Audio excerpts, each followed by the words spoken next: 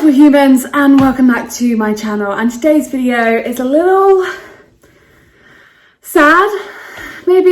It's one I wasn't expecting to make, but here we go. And I thought, you know what? I've always wanted to be honest with everybody about my experience doing a PhD, and honestly, right now, I'm not doing so great, and I've decided to take an official leave of absence from my PhD. And I thought I would talk you through not necessarily my process, but the process and why taking a leave of absence is not a bad thing and all that jazz. So stick around. The video probably won't be the longest, but it will be honest, and I think it's important to talk about these things as PhD students. So let's get on with the video.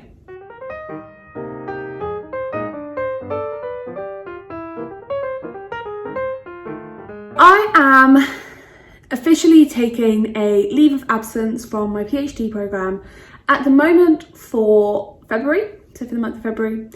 And there's a couple of reasons I came to this decision. So what I'm going to do is I'm first going to talk to you about kind of why I've made this decision, why maybe other people make this decision. I kind of then want to transition into how it's perfectly okay and normal, and then I'm just going to quickly go through the actual process for anybody who's interested in maybe exploring this option for themselves. So the reason I've taken a leave of absence for my PhD is basically my mental health has not been doing so well since probably Christmas. It got really bad, I would say, around Christmas. Christmas Day in particular was not the best for me. This year I just wasn't really feeling it, and my mental health, you can tell I'm nervous because I'm combing my hair. So mental health hasn't been great. As you then know, I got a new puppy in January, and I love Jester, but she's a lot of energy and a lot of work. And I think that was kind of the straw that broke the camel's back, because I'm someone who likes to keep busy. I do a lot of things. I have 2 part-time jobs. I'm doing a full-time PhD. I also do a load of extracurricular stuff for the PhD. I have a Instagram that I run. Not the PhD one, I have another one which has like over 1,000 followers and things like that. So I like to keep busy, but you then add a puppy into the mix of everything I was already doing, and it got a bit too busy. And I kind of just felt really overwhelmed, and it just was too much. It got too much. I just couldn't do it anymore. And something had to give, and unfortunately what gave was my mental health. What that meant was I needed to step back from my responsibilities, and I needed to focus on me, and I needed to prioritise my mental health, and I needed to prioritise my relationships, so like with my puppy, with my family. I've not been doing so great at talking to friends. I find that I tend to isolate myself when my mental health gets really bad. And I realised that, so if you're my friend and you're watching this, I'm sorry if I haven't texted back. I'm sorry if I've been avoiding you. It's not personal. I'm not talking to anyone really. I probably should be, but I'm not. I've been speaking to my therapist, and she's amazing. And together we've been working to make sure that I'm doing okay. And I'm now taking some medication for my mental health, which is something I've never done before. And basically I just needed to step back from my life for a little bit. And that's what I'm using February to do. And one of the easiest things to do was to take an official leave of absence from the PhD and give myself time in February to really focus on me, focus on my priorities, focus on my mental health, focus on my physical health, focus on figuring out what was important to me and what did I need to do to feel like me again and feel on top of my game and feel like I could come back fresh. And there was no point me continuing to suffer and continuing to be miserable and to continue really not doing very well, like barely surviving, let alone thriving for most of January. So that's why I moved back to my parents, which you might have noticed if you are eagle-eyed in the videos, the change in location. It's why I'm taking an official leave of absence, and it's also why I guess I'm making this video because I want to be honest. And I think you throw in national lockdown, you throw in everything we do as PhD students, you throw in the 2 part-time jobs, and then you add a puppy to that, which is amazing. And I love Jester, and actually I love training her, I love taking her for walks now, and I think long term she's going to be really great and an asset to my life. But I was not prepared for how much extra work she would be when I first got her, and it was really, really tough. And the reason I want to be honest about this, and I suppose kind of share my experiences and possibly one of the most vulnerable videos I've ever done, is because if you are feeling a similar way, for maybe different reasons, or if you are feeling overwhelmed, or if you are feeling that you've taken on too much, or that your priorities in life are out of whack, or if you're just feeling hopeless and helpless and you're feeling like there is no end in sight and everything has just become a chore and everything is becoming too much, I want you to know you're not alone. And I completely get where you're coming from. I've been there. I've been to those really dark places. I'm still kind of in them. And ultimately, it is okay if you need to stop your PhD for a while, and it's okay to take a break. I still love my PhD. I still want to go back. I'm still passionate about my research, but it isn't what I need right now. During a global pandemic, another national lockdown, that's not the focus right now. The focus needs to be on my health, both mental and physical. And the way I could do that was taking a break. So I spoke to my therapist, I spoke to my doctor, I got an official letter from my doctor basically saying that I needed to take some time off work, off the PhD. And then I spoke to my supervisors, and they were so understanding and so amazing.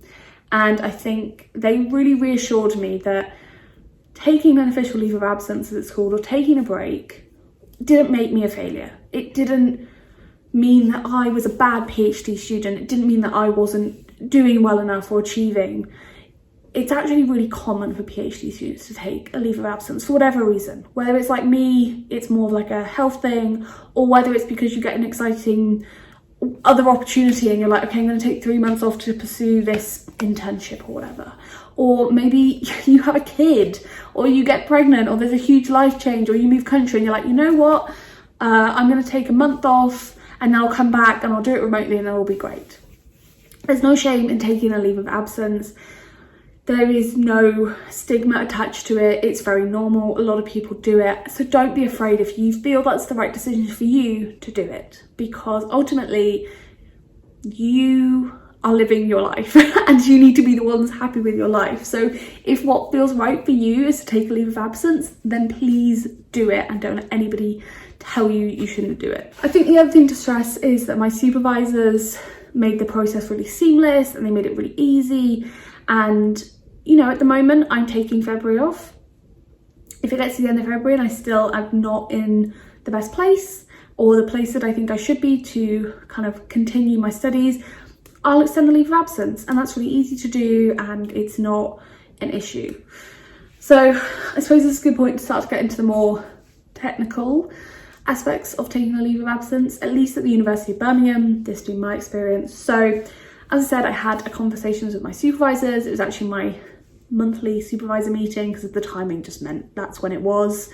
And they were, as I said, really supportive. They said, okay, take February off. All you need to do is we'll send you a form. So I filled in the first part of this form and it basically asks you like, why are you taking it off? What's like all the technical details, like what's your student number? What's your name? What's the name of your program? And then it's like, why are you taking the time off? What's your evidence? And I think that was pretty much it. And then you send it back to your supervisor and they fill in the second half and then they send it off to the relevant people. So you actually don't send the form off yourself, it goes through your supervisor. And I, as I said, had evidence, so I attached that. And I would say about 2 weeks later, I got an email just confirming that my leave of absence had been officially noted and that kind of reconfirming my new end date. Because when you take a leave of absence, you fundamentally pause your PhD program. So I'm now locked out of certain systems within the university, the library, for example. I can't sign up for like workshops or things like that. And basically I'm frozen out of the system. My PhD program is like officially frozen. And whatever time I take off now, whether it's a month or 3 months or 6 months, it basically then gets added on to the other end. So my end date moves fundamentally. And what it said in that letter is that when I wish to come back from my leave of absence, I will need another letter from my doctor, because I put in a doctor's letter as my evidence saying I am fit to come back. And then I need to email these people and say I would like to re-register or restart my PhD program. So that's kind of the steps. Obviously I don't know as much about that now. What I will say is you can take up to 6 months. My understanding is kind of without question, like you're not going to be challenged on it, to be honest. If I wanted to take longer than 6 months, I think that's when it would get a bit trickier and there would maybe be some conversations or like a bit more of a discussion about why I needed more time off. But up to 6 months, it's just this form. Although I submitted evidence at the moment, my supervisor said that given everything that is happening, they're not that concerned with evidence right now. I mean, is the evidence not all around us? Turn on the TV, look at the news, maybe you'll understand why people are struggling at the moment. And evidence isn't essential. I submitted it because, as I said, I had the conversation with my doctors first and they said, do you want a letter? Do you want something? And I said yes, because I didn't know at the time whether I'd need evidence. So I already had it, so that's why I was like, I may as well use it if I've got it. It just makes it, you know, what's the point in having it if I'm not going to use it? And that was pretty much the process. I will still be in contact with my supervisors. I've still got my email account. I think if I don't use it for like a long period of time, it maybe goes dormant, but I think it'll be fine for now. And basically I'm going to email them at the end of February, see where I am, touch base. I'm still talking to my therapist, I'm still talking to my doctors, I'm having weekly appointments with them. And as I said, I'm just going to retouch base with my supervisors towards the end of February. I'm using this time to properly take time off. I'm not doing anything. I'm not like doing my data or anything like that.